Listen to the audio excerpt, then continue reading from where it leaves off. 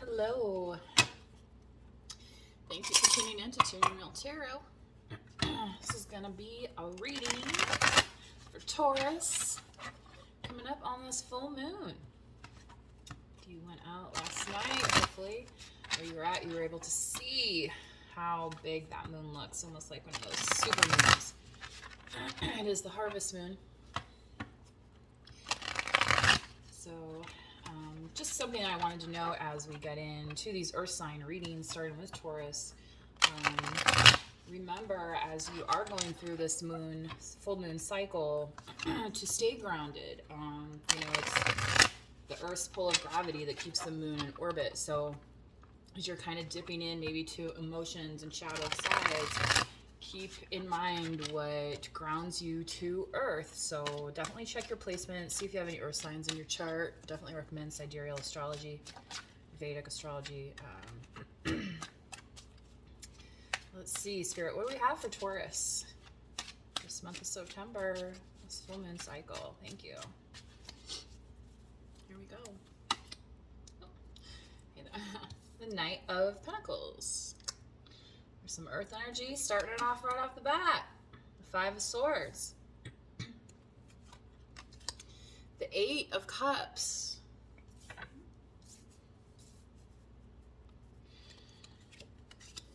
And the Seven of Swords.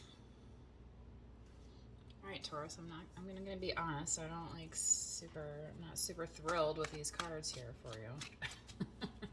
And the Knight of Pentacles, though, I mean, that's you. That's being grounded. That's focusing on what's coming in your future. The slow and steady. They say this is the slowest night in the deck, but what's the tortoise in the hare? Slow and steady wins the race, right, Taurus? And you may be the bull, that spirit animal of the bull, Taurus, and that's some speed, right, and charging and bull in a china shop, right? But like if you look at the ancient art of bullfighting, which they still do overseas in Spain at the Plaza del Toros. That bull, it doesn't spend its whole life charging. You know what I mean? There's a dance with the matador, okay? So when you think about this Knight of Pentacles, I just want you to remember that.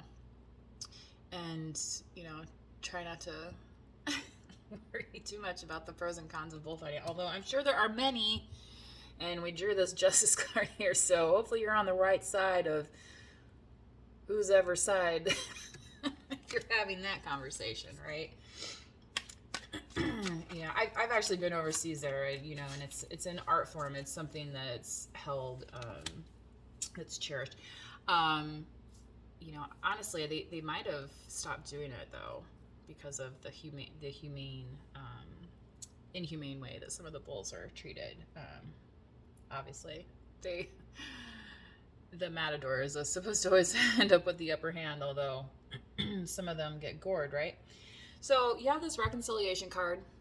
This has been popping up in a lot of readings lately, and notice they're in the ground, they're in the graph. So again, grounding yourself during this cycle, Taurus. You could have some Libra in your chart. You could be dealing with the Libra. This first session here, I mean, this is really strong. Now coming up with this Five of Swords, I feel like you might be a little bit dumbfounded, to be honest, Taurus. Let's see why. What does Spirit have to say?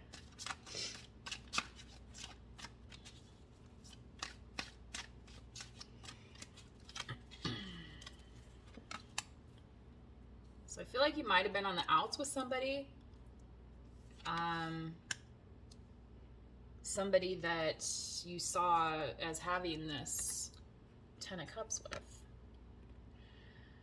But you have communication here. So I feel like with this Five of Swords, there might have just been some kind of misunderstanding. Now, how you correct that, though, you have the Eight of Cups here. So it looks like, Taurus, you're kind of and especially with this full moon, you're going to be revisiting what it is that you actually want. Like, what does your 10 of Cups actually look like? What is your ultimate wish fulfillment? It doesn't look the same for everyone, right?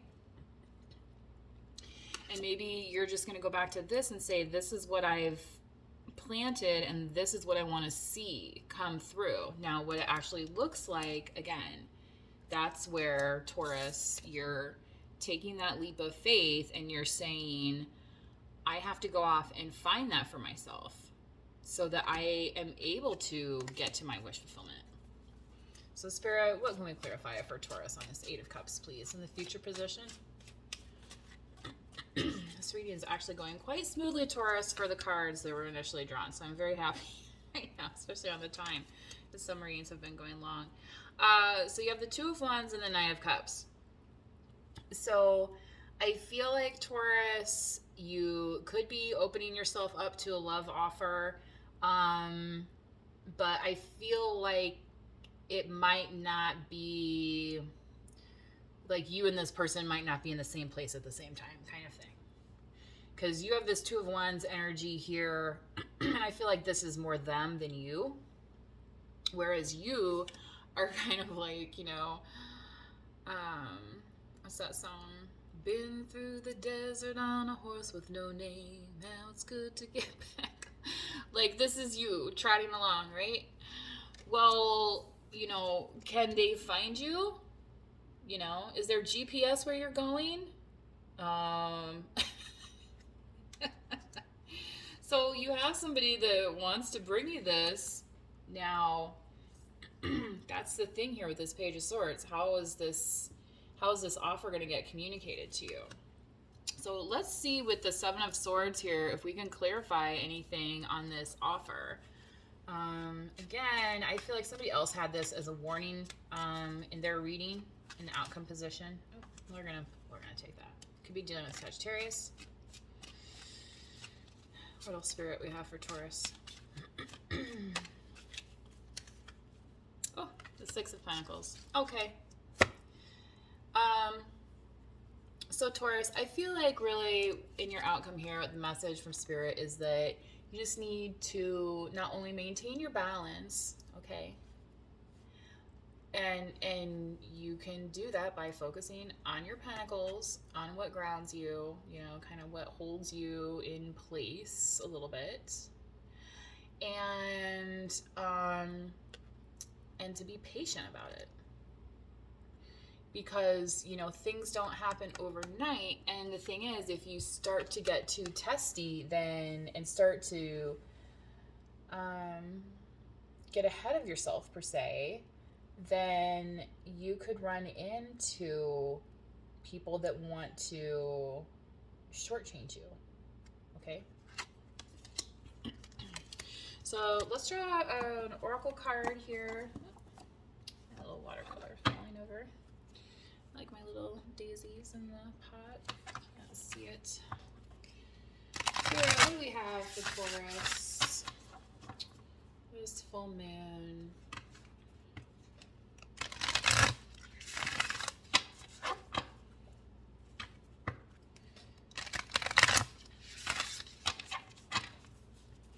It's kind of funny. Sometimes I get cards and I'm like, think I really know what they mean, and then I see cards like this and then it's like, oh, this actually turned out to be a pretty good reading, Taurus.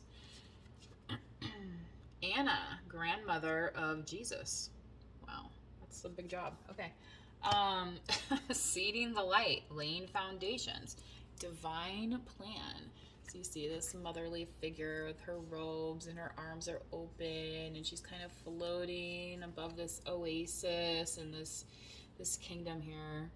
Again, she has this glowing orb, like you could say it's a halo, but also, again, focusing on the moon. So allowing yourself to feel the pull of gravity, allowing yourself to feel connected to the earth, allowing yourself, okay, you know, feeling connected to humanity. And I feel like that's another thing that certain signs in the zodiac, such as Taurus, represented by the bull,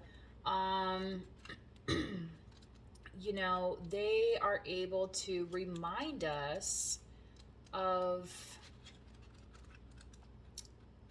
you know, to get out of our heads a little bit and to get back into, like, what do we actually see around us? Okay, and how is that manifesting? So, Anna, grandmother of Jesus, was an ancient mystic who dedicated her life to laying the foundations for Christ consciousness to be woven through all of life. She's not widely known, but without her, Christ consciousness would not be rising as it is today. Anna represents the quiet dedication that is sometimes required to live a life of service. She represents the generations that came before that devoted their lives to dreaming a new world into being while knowing that they would not see the glorious end result, right? So kind of like this Knight of Pentacles here. Like, so you see this tree in the background, like, I'm sure that knight didn't plant that tree. Somebody else did, right? But now he's planting seeds, so somebody else will see that. And he's building for the future, okay? That's kind of the whole point here. So she represents the dutiful soldier, the unconditional mother, and the mystic who can see the thread that is woven through all of life. Anna teaches us that we all have a part to play in the divine plan. It doesn't have to be on the world stage to be significant. Amen to that, right? Think of that Trey Anastasio song, Waste. Like, don't want to be a painter because everyone comes to look, you know? Thank you. Okay. Doesn't have to be on the world stage to be significant. There we go. One person's part is not worthier than another. One person's part may be to mother their children. Another's may be to gather women in circle each month. No part is better or worse, more important or less significant. We each have within us a seed of light that we incarnated to share. Anna is gathering us all to remember and surrender to our plan, to our part of the plan. So, that's something. Let me try and pull a meditation card real quick before I run out of video time and the never-ending struggle of recording these readings. I keep deleting and it just, I don't know how. If anybody has any tips, let me know. Okay, get this message out, Spirit, for Taurus, please. Thank you. Thank you. Journey! Finally, I didn't pull a repeat card. Bless us, oh Lord. Okay. H-I-J, journey. The road may wind and dip into deep valleys, but it will rise again. There is no turning back.